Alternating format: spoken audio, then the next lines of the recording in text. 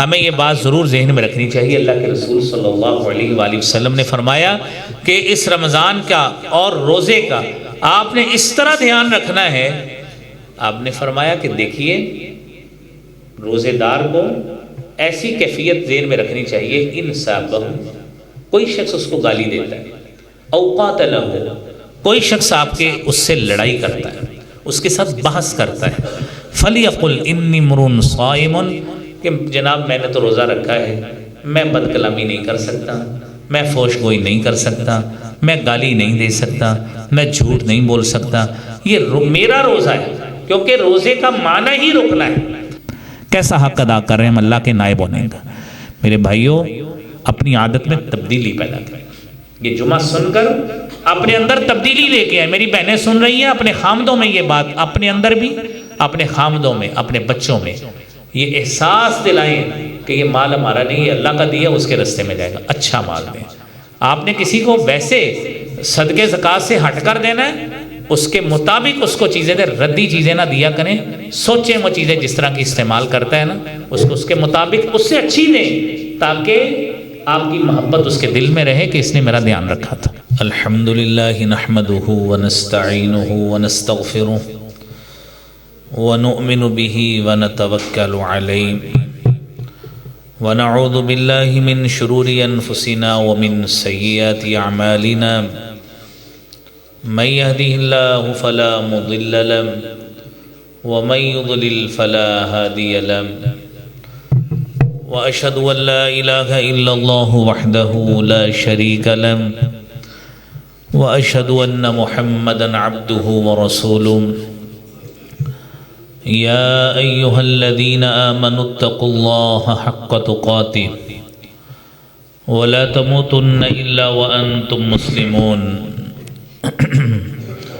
يا أيها الناس اتقوا ربكم الذي خلقكم من نفس واحدة وخلق منها زوجها وبث منهما رجالا كثيرا ونساء واتقوا الله الذي تساءلون به والأرحام إن الله كان عليكم رقيبا يا أيها الذين آمنوا اتقوا الله وقولوا قولا سديدا يصلح لكم أعمالكم ويغفر لكم ذنوبكم ومن يطع الله ورسوله فقد فاز فوزا عظيما اللهم صل على محمد وعلى آل محمد كما صليت على إبراهيم وعلى آل إبراهيم إنك حميد مجيد اللهم بارك على محمد وعلى آل محمد كما باركت على إبراهيم وعلى آل إبراهيم إنك حميد مجيد رب اشرح لي صدري ويسر لي أمري واحلل عقدة من لساني يفقه قولي رب زدني علما سبحانك لا علم لنا إلا ما علمتنا إنك أنت العليم الحكيم أما بعد إن أحسن الكلام كلام الله وأحسن الهدي هدي محمد صلى الله عليه وآله وسلم وشر الأمور محدثاتها وكل محدثة بدعة وكل بدعة ضلالة الضلالة في النار أعوذ بالله السميع العليم من الشيطان الرجيم بسم الله الرحمن الرحيم يا أيها الذين آمنوا كتب عليكم الصيام كما كتب على الذين من قبلكم لعلكم تتقون صدق اللہ العظیم۔ اللہ کے تکریم، دوستو، احباب، محترم نمازی حضرات، معززات، مستورات، مائیں اور بہنیں، رب تعالیٰ نے عبادت کے لیے تو سال کے 12 مہینے ہی مقرر کیے ہیں، لیکن ان 12 مہینوں میں بالخصوص عبادت کے لیے اور جس میں مغفرت کے حوالے سے، ثواب کے حوالے سے، درجات کی بلندی کے حوالے سے اور اللہ رب العالمین کی رحمت مغفرت کو سمیٹنے کے حوالے سے جو مہینہ اسلامی کیلنڈر کے مطابق معروف ہے وہ رمضان المبارک ہے۔ حضرات محترم، یہ اسلامی سال کا 9واں مہینہ ہے، اور اس مہینے میں ہماری اسلامی شریعت میں اللہ احکم الحاکمین نے ہمارے اوپر روزے مقرر فرمائے ہیں، فرض فرمائے ہیں، اور یہ روزے کی کیفیت جو ہمارے ہاں شریعت اسلامیہ میں موجود ہے، یہ انتہائی آسان اور اللہ رب العالمین کی طرف سے رحمت مغفرت اور برکات کے حوالے سے یہ بڑی معروف ہے۔ یہ امت محمدیہ پر ایک خاص احسان ہے کہ جس میں روزے کے دورانیے کو کم کر کے صبح صادق سے لے کر آپ کو غروب آفتاب تک روزے کا دورانیہ مسلمانوں نے آبزرو کرنا ہوتا ہے۔ یہ جو آیت کریمہ آپ نے قرآن کریم کی سماعت فرمائی ہے کہ کتب علیکم الصیام، کہ تمہارے اوپر روزے مقرر کر دیے گئے، فرض کر دیے گئے۔ اب ہمارے اوپر شریعت مطہرہ میں جو روزے کی فرضیت ہے وہ 2 ہجری میں ہوئی ہے، اور ساتھ ہی فرمایا کما کتب علی الذین من قبلکم، یہ جو روزے کی فرضیت ہے یہ تمہارے اوپر نئی نہیں ہے، بلکہ آپ سے پہلے جو امتیں تھیں ان کے اوپر بھی روزہ فرض تھا، لیکن اس روزے کی نوعیت میں فرق تھا۔ روزے کی نوعیت یوں ہوا کرتی تھی کہ غروب آفتاب ہوا ہے، اس کے بعد آپ کچھ لمحات کے لیے، اوقات کے لیے، کوئی گھنٹہ 2 گھنٹے کا دورانیہ آج کے وقت کے مطابق سمجھ لیں 2 گھنٹے تک آپ کھا سکتے ہیں۔ اس کے بعد آپ اگلے دن غروب آفتاب کے وقت ہی روزہ کھولیں گے۔ سحری کا تصور نہیں تھا۔ یہ اللہ رب العالمین نے ہماری شریعت محمدیہ میں امت محمدیہ پر تخفیف کرتے ہوئے، احسان کرتے ہوئے، یہ رمضان المبارک کی اس کو برکت سمجھ لیجئے، احسان عظیم سمجھ لیجئے، ہمارے لیے سحری کا تصور شریعت میں مشروع کر دیا گیا، اور نبی کریم صلی اللہ علیہ وآلہ وسلم نے فرمایا تسحروا، سحری کیا کرو، فإن فی السحور برکہ، کیونکہ سحری کرنے میں برکت ہے۔ اور دوسری حدیث میں آپ صلی اللہ علیہ وآلہ وسلم نے فرمایا فصل ما بین صیامنا وصیام اہل الکتاب اکلۃ السحر، ہمارے روزوں کے درمیان اور جو ہم سے پہلی امتیں تھیں اہل کتاب کی، ان کے درمیان جو روزوں میں بنیادی فرق ہے وہ سحری کا فرق ہے کہ ہمارے ہاں سحری مشروع ہے اور ان لوگوں میں مشروع نہیں تھی۔ یہ تو ہم نے آیت کی ابتدائی تفسیر کی ہے جو خطبہ مسنونہ میں پڑھی ہے۔ میرے عزیز بھائیوں، اس رمضان المبارک کی ابتدا چاند کے دیکھنے سے ہوتی ہے۔ قرآن کریم میں اللہ رب العالمین نے چاند کا مقصد بیان کیا ہے۔ يَسْأَلُونَكَ عَنِ الْأَهِلَّةِ قُلْ هِيَ مَوَاقِيتُ لِلنَّاسِ وَالْحَجِّ وَلَيْسَ الْبِرُّ بِأَن تَأْتُوا الْبُيُوتَ مِنْ ظُهُورِهَا وَلَكِنَّ الْبِرَّ مَنِ اتَّقَىٰ وَأْتُوا الْبُيُوتَ مِنْ أَبْوَابِهَا وَاتَّقُوا اللَّهَ لَعَلَّكُمْ تُفْلِحُونَ۔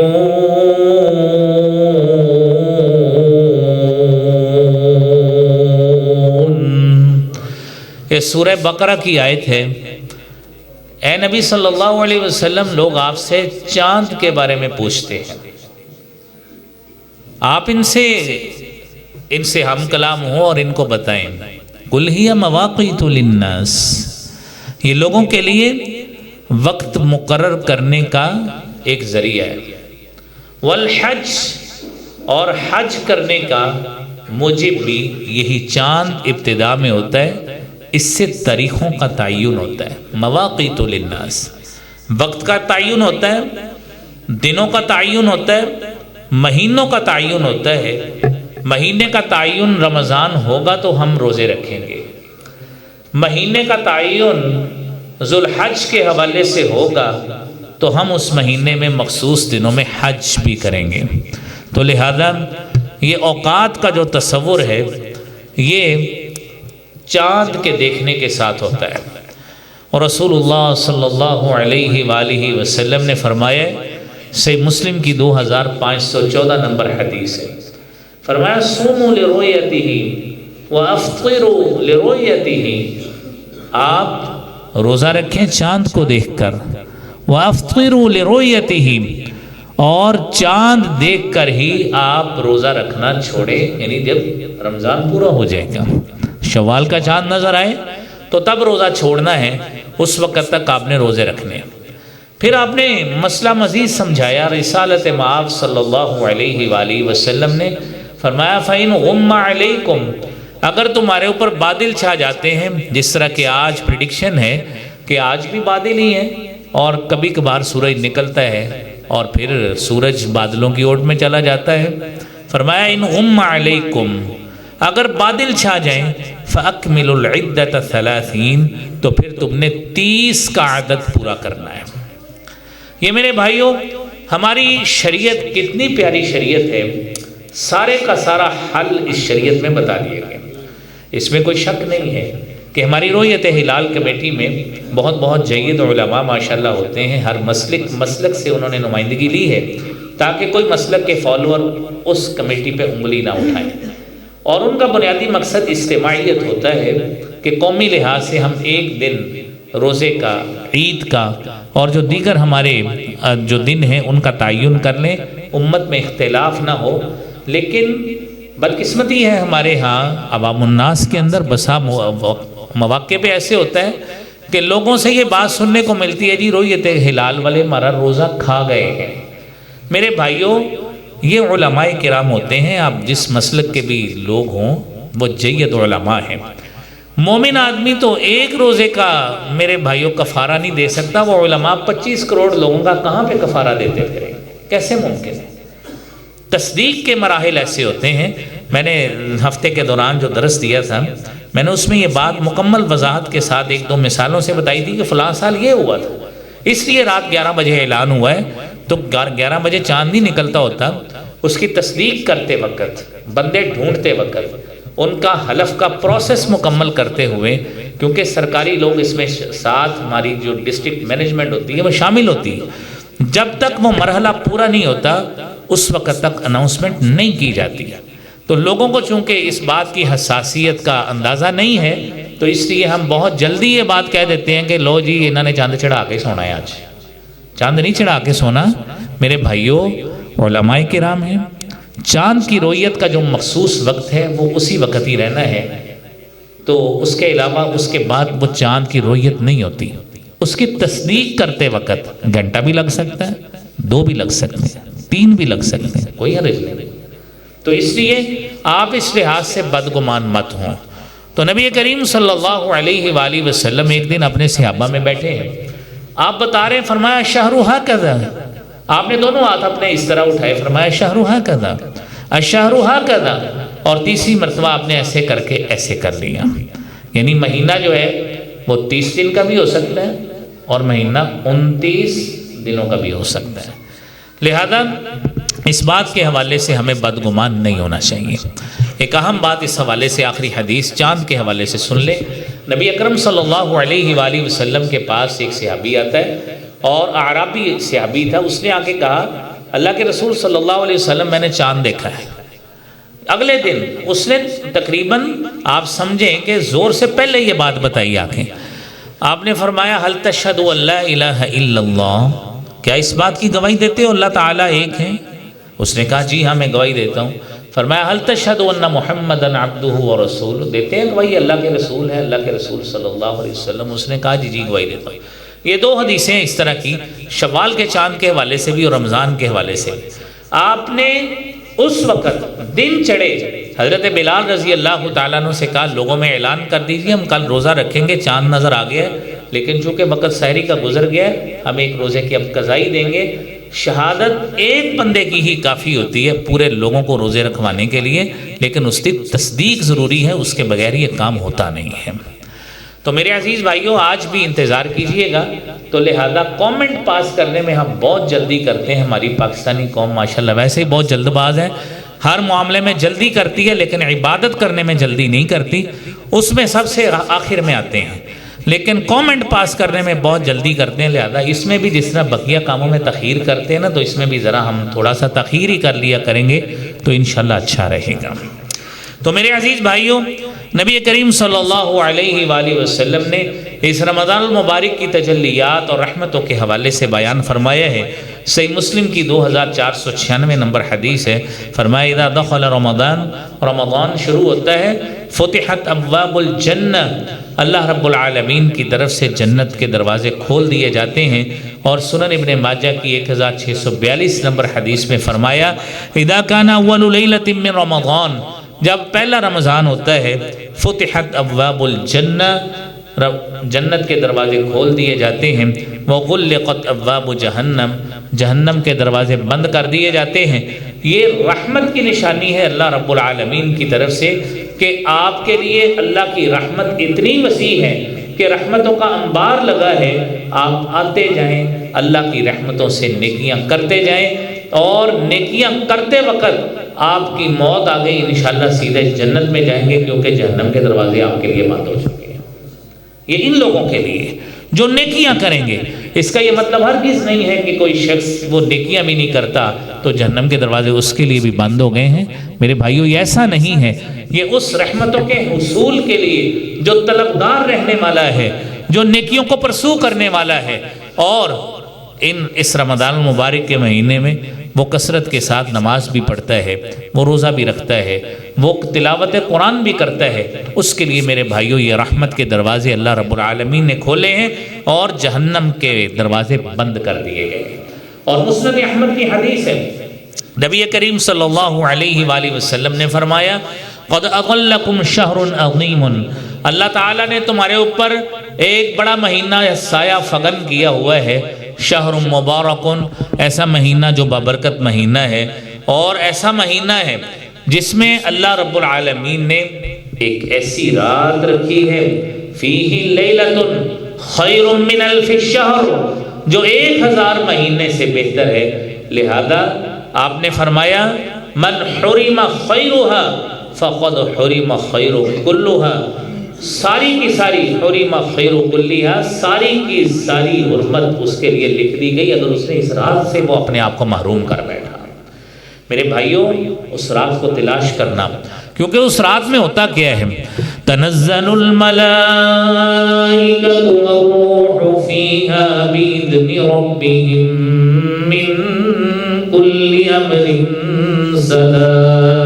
سلام ہی حتی مطلع الفجر، کہ اس رات اللہ رب العالمین کی طرف سے فرشتے اترتے ہیں، حضرت جبرائیل اترتے ہیں، بِإِذْنِ رَبِّهِمْ، اپنے رب کے حکم سے اترتے ہیں، من کل امر، اللہ تعالیٰ سال کے فیصلے جو ان کو آگے ہینڈ اوور کرنے ہوتے ہیں، اللہ تعالیٰ ان کو احکامات تفویض کرتے ہیں، من کل امر، وہ اس رات میں ہوتا ہے جس رات کو لیلۃ القدر کہتے ہیں۔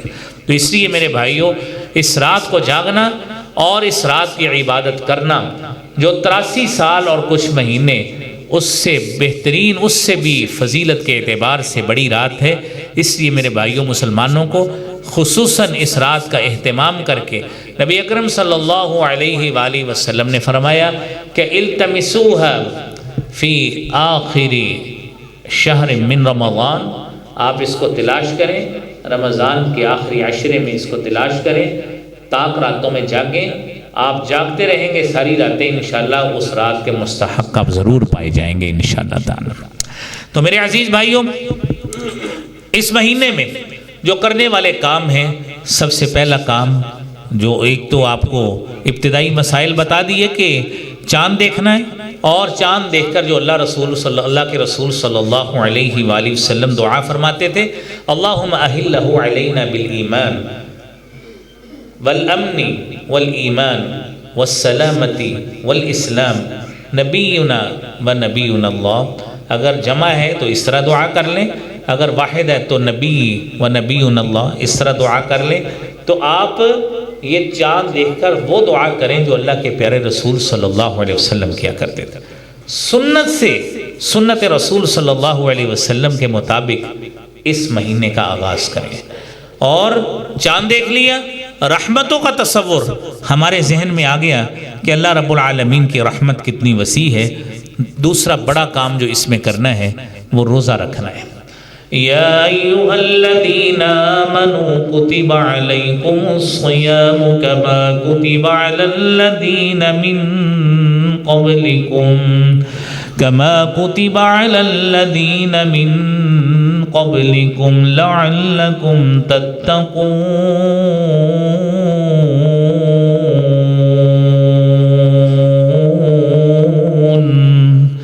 ऐ ईमान वालो, तुम्हारे ऊपर रोज़े फ़र्ज़ हैं, लिहाजा इस रोज़े की नेचर को, इस रोज़े की फ़र्जियत को समझें और जो रोज़ा फ़र्ज़ हुआ है इस रोज़े को मुकम्मल तौर पे ऑब्ज़र्व करना और इसकी शराइत के मुताबिक इस रोज़े को रखना। मेरे भाइयों, अगर हम उसको रखने में कामयाब होते हैं तो हमारे लिए वो खुशखबरी है जो हबीब किब्रिया जनाब मुहम्मदुर रसूलुल्लाह सल्लल्लाहु अलैहि वसल्लम ने फरमाया, मन साम रमज़ान ईमानन वहतिसाबन गुफ़िर लहू मा तक़द्दम मिन ज़ंबिही। जो शख्स इस रमज़ान का रोज़ा रखता है ईमान की हालत में, सवाब की नीयत के साथ, गुफ़िर लहू मा तक़द्दम मिन ज़ंबिही, तो उसके पिछले सारे गुनाहों को अल्लाह रब्बुल आलमीन मुआफ़ फरमा देते हैं। मेरे अजीज़ भाइयों, याद रखिए, कर्ज़ मुआफ़ नहीं होगा, लोगों के साथ फ्रॉड किया हो मुआफ़ नहीं होगा, बहनों की जायदादें मारी हैं मुआफ़ नहीं होंगी। ये आप रोज़ा भी रख लें, मैदान जिहाद में जाके शहीद भी हो जाएंगे, चीज़ें मुआफ़ नहीं होंगी। जो आपके लोगों के साथ मरासिम में जो आपने लोगों को माली लिहाज से नुकसान पहुँचाया है, शरीयत के मुताबिक जो उनका हक बनता था वो आपने गसब किया है, वो जितनी मर्जी नेकियां कर लें जब तक हक लौटाएंगे नहीं, या वो बंदे आपको मुआफ़ नहीं करते, वो आपसे कभी भी हक मुआफ़ नहीं होगा। ये बात ज़हन में रखिए, गुनाह ज़रूर मुआफ़ होंगे लेकिन इन गुनाहों के अलावा वाले गुनाह मुआफ़ होंगे, ये नहीं मुआफ़ होंगे। मेरे अजीज़ भाइयों, इस रोज़े के हवाले से नबी करीम सल्लल्लाहु अलैहि वसल्लम ने जो बुनियादी बात हमें बताई वो हमें ज़रूर ज़हन में रखनी चाहिए कि जब हम रमज़ान के अंदर रोज़े में मौजूद हैं, हमें ये बात ज़रूर ज़हन में रखनी चाहिए। अल्लाह के रसूल सल्लल्लाहु अलैहि वसल्लम ने फरमाया कि इस रमज़ान का और रोज़े का आपने इस तरह ध्यान रखना है। आपने फरमाया कि देखिए, रोज़ेदार को ऐसी कैफियत ज़हन में रखनी चाहिए, इन साबहु, कोई शख्स उसको गाली देता है, औक़ात लहू, कोई शख्स आपके उससे लड़ाई करता है, उसके साथ बहस करता है, फलियकुल इन्नी मुरुन साइमुन, कि जनाब मैंने तो रोज़ा रखा है, मैं बदकलामी नहीं कर सकता, मैं फोशगोई नहीं कर सकता, मैं गाली नहीं दे सकता, मैं झूठ नहीं बोल सकता, ये मेरा रोज़ा है, क्योंकि रोज़े का माना ही रुकना है। आप सल्लल्लाहु अलैहि वसल्लम ने फरमाया, अस्सौमु जुन्नतुन, ये रोज़ा ढाल है, किसके दरमियान? आपके दरमियान और गुनाह के दरमियान। और साथ ही मिसाल दी कि जुन्नति अहदिकुम मिनल क़िताल, उसी तरह ही ढाल है, जिस तरह आप लड़ाई के वक़्त ढाल को दरमियान में ले आते हैं कि तलवार और तीर का ज़ख़म आपको ना लगे, बेआईनी ही इसी तरह रोज़ा आपके और आपके गुनाह के दरमियान ढाल बन जाता है। फिर फरमाया कि अगर कोई शख्स आपको गाली दे, लड़ाई करने की कोशिश करे, तो आपने ये ज़हन में रखना है कि आप रोज़ेदार हैं, आपने वो गलत हरकत नहीं करनी। और इसीलिए हमें ये अदब सिखाया नबी करीम सल्लल्लाहु अलैहि वसल्लम ने, मल्लम यदा क़ौल ज़ूरी वल अमल बिही फलैसा लिल्लाहि हाजतन अन यदा तअमहु व शराबह। जिस शख्स ने झूठ नहीं छोड़ना, झूठ पे अमल नहीं छोड़ना, ऐसे शख्स को कोई ज़रूरत नहीं है कि वो भूखा प्यासा रहे, वो आराम से खाए पिए, क्योंकि उसका रोज़ा उसके ऊपर ना कोई असर कर रहा है, ना रोज़े का उसको फ़ायदा हो रहा है। तो करने का काम ये है, ये रोज़ा जब आया है हमारी ज़िंदगी में, कितने रमज़ान हमने देख लिए, हर मर्तबा रमज़ान का महीना आए हम उससे फ़ायदा लेकर ہم اپنے اندر تبدیلی پیدا کریں کہ ایک شخص نمازی نہیں تھا، اب ارادہ کریں میں نے نمازی بن جانا ہے، آئندہ نماز نہیں چھوڑنی، سمجھیں میں نے روزے سے صحیح فائدہ اٹھایا ہے۔ ایک شخص جھوٹ بولتا تھا، لوگوں کے ساتھ بد کلامی کرتا تھا اور لوگوں کے ساتھ دھوکہ دہی کرتا تھا اور گالیاں دیتا تھا اور دیگر حقوق کی پامالی کرتا تھا، بددیانت تھا، بد عہد تھا اور لوگوں کی ہیوملیشن کرنے میں، ان کی بے عزتی کرنے میں پیش ہوتا تھا۔ روزہ آیا، اس سمجھے کہ روزے نے مجھے روک دیا، میں نے اب یہ حرکتیں چھوڑ دینی۔ اس شخص نے صحیح معنوں میں اپنے اندر تبدیلی پیدا کی۔ آپ صلی اللہ علیہ وسلم نے جو حدیث بتائی کہ جو شخص روزے دار ہے، اگر جو ابھی آپ نے حدیث سنی ملم یدا قول الزور، جھوٹ نہیں چھوڑتا، جھوٹ پہ عمل نہیں چھوڑتا، بھائی یہ روزہ اسی چیز کا نام ہے کہ ان چیزوں سے رکیں، گناہ سے رکیں، بد کلامی کرنا، فحش گوئی کرنا، گالیاں دینا، لوگوں کے ساتھ یہ فضول گوئی کرنا، یہ انہی چیزوں سے رکنے کا نام روزہ ہے۔ اور نبی اکرم صلی اللہ علیہ وآلہ وسلم نے فرمایا رب صائم، کتنے ہی روزے دار ایسے ہیں لیس لہم من صیامہ الا الجوع، کہ جن کے روزے سے سوائے بھوک اور پیاس کے ان کو کچھ حاصل نہیں ہوتا، لا یعنی بے مقصد، پرپز لیس، ایم لیس روزہ ہے ان کا۔ اللہ کریم ہمیں ایسے روزے سے محفوظ فرمائے۔ با مقصد روزہ وہ ہے کہ ان چیزوں سے پرہیز کرنا ہے۔ میرے بھائیو، رمضان المبارک میں اگلا بڑا عمل ہے کہ ہم نے صدقہ و خیرات رمضان میں کرنا ہوتا ہے، اور ہر مومن مسلمان، اللہ تعالیٰ نے مالی حالات ہر شخص کے مختلف رکھے ہیں۔ کوئی شخص وہ روپوں میں خرچتا ہے، اکائیوں میں، کوئی دہائیوں میں، کوئی سینکڑوں میں، کوئی ہزاروں میں، کوئی لاکھوں میں۔ اللہ نے بعض لوگوں کو اس سے بھی زیادہ دیے ہیں، وہ بلینز میں خرچتے ہیں۔ تو یہ اللہ رب العالمین کا فضل ہے جو اس نے اپنے جتنے بھی اس کے بندے ہیں ان کو اپنے فضل کے اعتبار سے مختلف رکھا ہے۔ یہ اس مالک کی اس میں قدرت ہے اور اس کی قدردانی ہمیں ہر لحاظ سے کرنی چاہیے۔ میرے عزیز بھائیوں، یہ بات ذہن میں رکھنی چاہیے کہ بندہ جب اللہ کے راستے میں خرچتا ہے، اس میں کوئی شک نہیں ہے، بڑی فضیلت ہے، وہ فضیلت کسی اور جمعے میں بیان کریں گے۔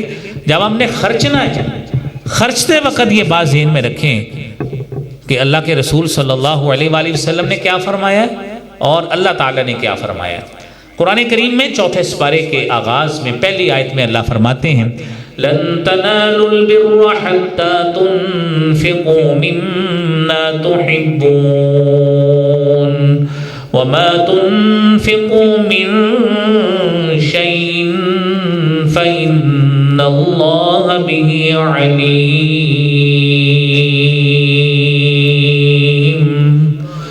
تم نیکی کو اس وقت تک حاصل ہی نہیں کر سکتے جب تک اپنی پسندیدہ ترین چیز اللہ کے راستے میں خرچ نہیں کرتے۔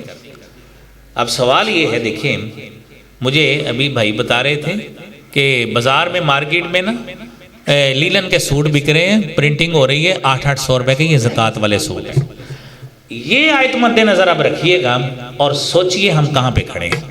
قرآن میں اللہ فرماتے ہیں تم اس وقت تک نیکی کا حصول کر ہی نہیں سکتے جب تک پسندیدہ ترین چیز اللہ کے راستے میں خرچ نہیں کرتے۔ بھئی آپ سے کس نے کہا آپ سستے سوٹ بنوا کے دیں؟ کسی نے مانگے آپ سے ہمیں سستے سوٹ دیں؟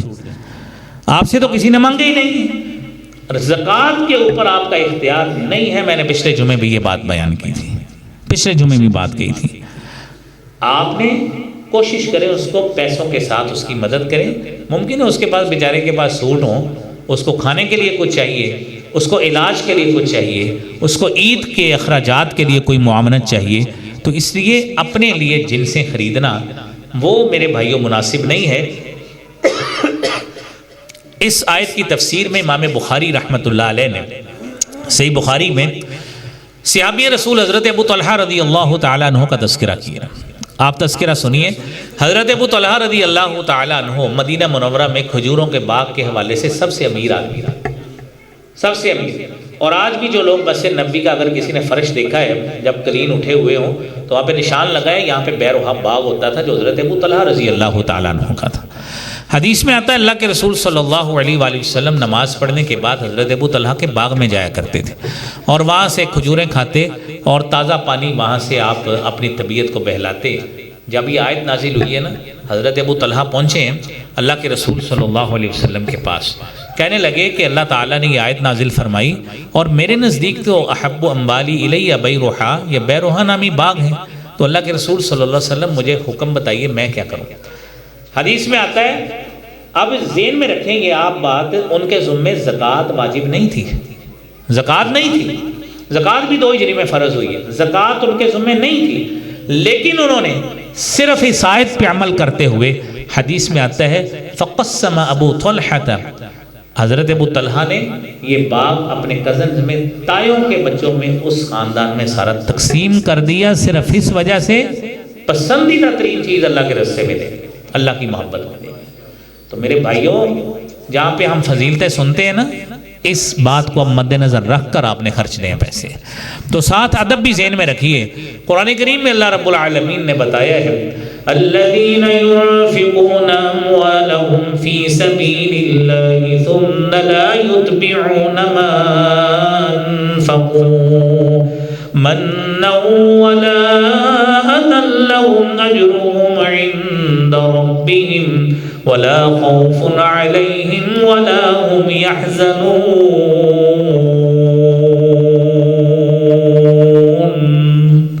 مال خرچ کرتے ہیں اور مال خرچ کرنے کے بعد احسان نہیں جتلانا، تکلیف نہیں دینی، ریاکاری نہیں کرنی، پسندیدہ ترین مال خرچ کرنا، یہ آداب ہے خرچ کرنے کی۔ اگر آپ نے احسان ہی جتلانا تھا تو اللہ نے اس کا بھی علاج بتایا ہے کہ سال بعد جو کہنا ہے یار یہ وہی فیملی ہے، ہم نے ان کا خرچہ لگایا ہوا تھا، اب یہ ہمیں باتیں کرتے ہیں، ان کا بچہ ہم نے پڑھایا تھا، اس کے بچے کے پاس پیسے نہیں تھے، ہم نے پیسے دیے تھے۔ میرے عزیز بھائیوں، قرآن کہتا ہے قول معروف ومغفرۃ خیر من صدقۃ یتبعها اذی واللہ غنی حلیم۔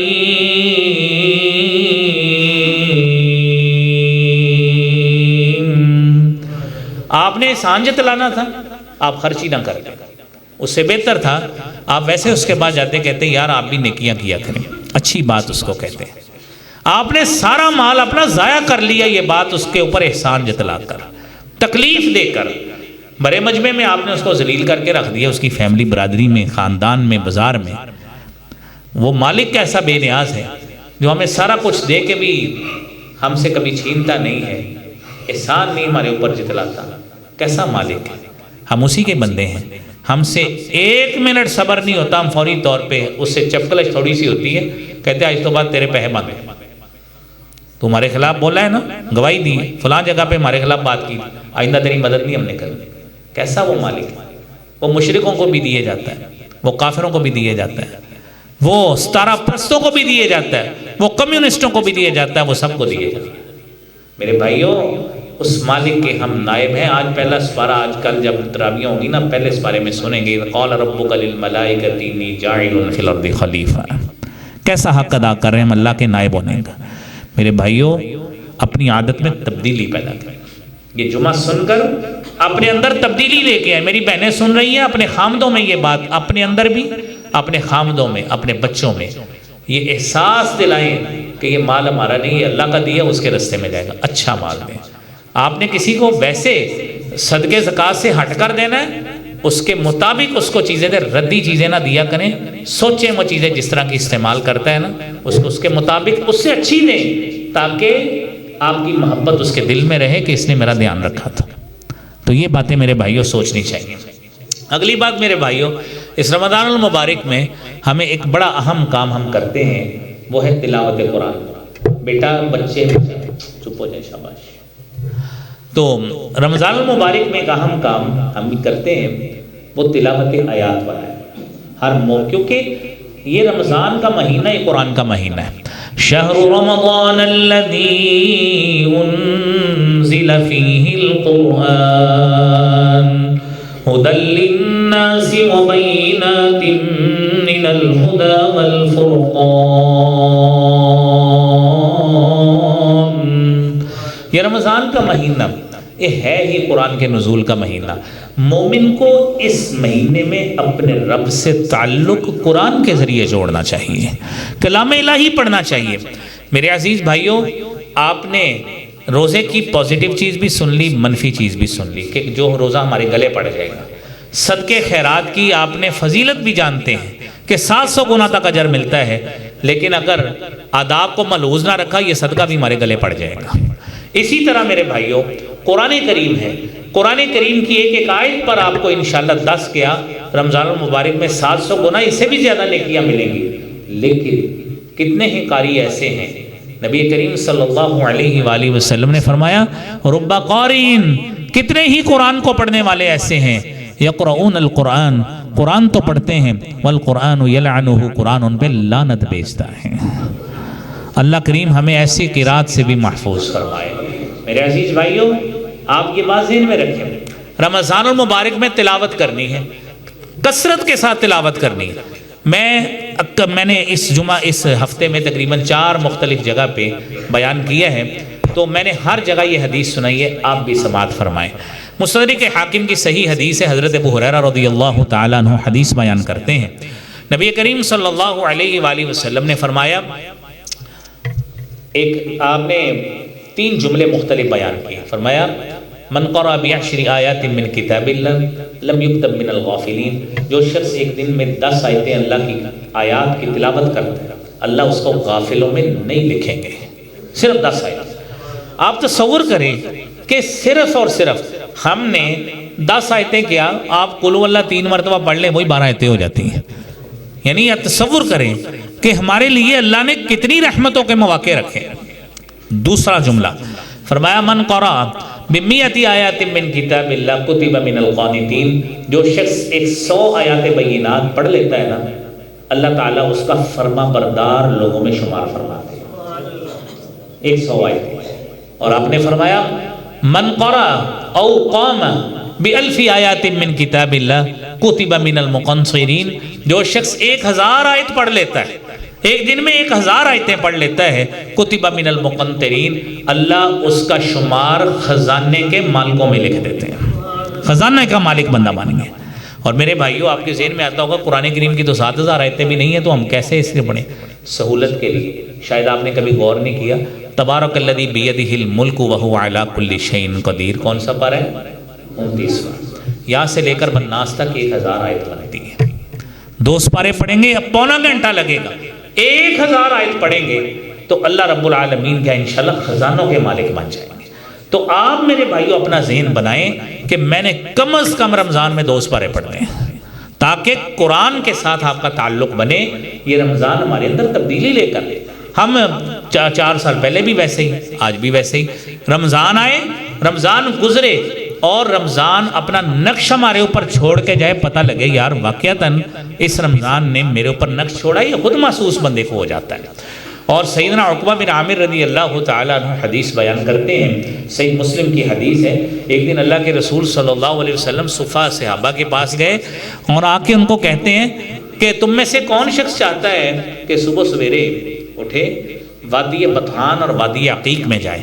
لائف سٹاک کے بڑے بڑے فارمز وہاں پہ اس وقت ہوتے تھے، تو فرمایا وہاں پہ اونچی کوہان والی موٹی تازی اونٹنیاں لے کر آئے، کون چاہتا ہے؟ وہ صحابہ کہتے ہیں حضور ہم جائیں گے۔ ہم میں سے کسی شخص کو بھی کہا جائے کہ بھئی آپ کو صبح صبح ایک موٹر سائیکل یا ایک بکرا ملے گا، سارے بندے چلے جائیں گے۔ یہ تو انسان کی فطرت ہے کہ وہ اس کی تلاش میں، اس کو پرسو کرنے میں جاتا ہے۔ تو اللہ کے رسول صلی اللہ علیہ وآلہ وسلم نے فرمایا افلا یغدو احدکم الی المسجد، پھر تم میں سے کوئی شخص صبح سویرے مسجد میں کیوں نہیں آتا؟ کیوں نہیں آتا؟ فَيَقْرَؤُ وَيَعْلَمُ، صحیح مسلم کی حدیث کے الفاظ پہ غور کریں، فرمایا فَيَقْرَؤُ، وہ پڑھے، او یعلم، یا جانے، سیکھنے کی کوشش کرے، آیتین من کتاب اللہ، صرف 2 آیتیں اللہ کی کتاب کی، صرف 2 آیتیں پڑھے، خیر من ناقتین، 2 اونٹنیوں سے بہتر ہے۔ فرمایا 3 آیتیں پڑھے گا 3 اونٹنیوں سے بہتر ہے، 4 پڑھے گا 4 سے بہتر ہے۔ اور وَمِنْ أَعْدَادِهِنَّ مِنَ الْإِبِلِ، آپ اگر جتنی اونٹنیاں حاصل کرنا چاہتے ہیں آیات کی تعداد بڑھاتے جائیں، اللہ اسی طرح ہی آپ کے نامہ اعمال میں ثواب لکھتے جائیں گے۔ تو میرے بھائیوں 4 باتیں آپ نے سن لی، 4 باتیں، اسی کے ساتھ ہی قرآن کے ساتھ ہی تعلق ہے قیام اللیل کا، جو ہم نے کرنا ہے انشاءاللہ تعالیٰ، کرنا ہے نا جی انشاءاللہ۔ تو قیام اللیل کرنا ہے تو نبی اکرم صلی اللہ علیہ وآلہ وسلم نے اسی والے سے فرمایا ہے من قام رمضان ایمانا واحتسابا غفر له ما تقدم من ذنبه، جو شخص رمضان کا قیام کرتا ہے ایمان کی حالت میں ثواب کی نیت کے ساتھ، اس کے بھی اللہ کریم سارے کے سارے گناہوں کو معاف فرما دیتے ہیں۔ تو میرے بھائیوں، اس ذوق کے ساتھ رمضان المبارک کی تیاری کریں، اپنا مائنڈ بنائیں کہ آج شروع ہو یا کل شروع ہو، ہم نے انشاءاللہ یہ سارے کام کرنے ہیں، انشاءاللہ ہم کریں گے نا جی انشاءاللہ۔ اور ذوق کے ساتھ 3 نکات اس میں ذہن میں رکھنے ہیں۔ پہلی بات، نیت خالص رکھیں، انما الاعمال بالنیات۔ اگر یہ نیت ہے نا کہ میں نے مسجد کو دکھانا ہے، میں نے محلے کو دکھانا ہے، رشتہ داروں کو دکھانا ہے، تو پھر رشتہ داری دیکھیں گے، اہل محلہ دیکھیں گے، اہل علاقہ دیکھ کے آپ کو کلیپ کر دیں گے، اپریسیشن دے دیں گے، اللہ کے یہاں پھر کچھ نہیں ہے۔ پہلی بات ہے نیت خالص۔ دوسرے نمبر پر یہ خلوص نیت دوران عمل آپ کا جاری رہنا چاہیے۔ میرے بھائیوں، اللہ کے رسول صلی اللہ علیہ وسلم نا اسی طرح تربیت فرماتے تھے۔ آپ فرماتے تھے انما انا لکم مثل الوالد، میں تمہارے لیے ایک باپ کی طرح ہوں۔ آپ کوئی بھی شخص آپ کی دین کی تربیت کر رہے ہیں نا، آپ ذوق کے ساتھ کان لگا کے اس کو سنا کریں، محبت کے ساتھ اس کو قبول کیا کریں۔ تو آپ سنیے، پہلی بات آپ کو بتائی نیت۔ دوسری ہے کہ جب تک آپ چیز پڑھ رہے ہیں اس دوران بھی آپ کا خلوص برقرار رہنا چاہیے کہ میں یہ کام رضا الہی کے لیے کر رہا ہوں، کسی کو نہیں دکھانا۔ دیکھتا ہے کوئی دیکھتا جائے، ہماری نیت اللہ سے ساتھ دعا بھی کرتے رہنا کہ اللہ کہیں شیطان اس کے اوپر حملہ نہ کر جائے۔ اور تیسری اور آخری بات، اس عمل کو یہ سمجھنا ہے کہ اللہ کے رسول صلی اللہ علیہ وسلم کا اسوہ حسنہ سمجھنا، آپ کی سنت کے مطابق، آپ کے فرامین کے مطابق ہم نے اس کو پڑھنا ہے۔ قرآن ٹھہر کے پڑھنا ہے، نماز اس کے وقت پہ پڑھنی ہے، قیام اللیل اس طرح ٹھہر ٹھہر کے کرنا ہے، قرآن ٹھہر ٹھہر کے سننا ہے، جس طرح کا حکم اللہ کے پیارے رسول صلی اللہ علیہ وسلم کو دیا گیا۔ اللہ کریم مجھے بھی، آپ کو بھی، ہم سب کو یہ نیکیوں کے حصول کی توفیق عطا فرمائے۔ رمضان المبارک کے فیوز اور برکات کی سعادت لمحات اللہ کریم ہمیں یہ گزارنے کی توفیق عطا فرمائے۔ وآخر دعوانا الحمدللہ رب العالمین۔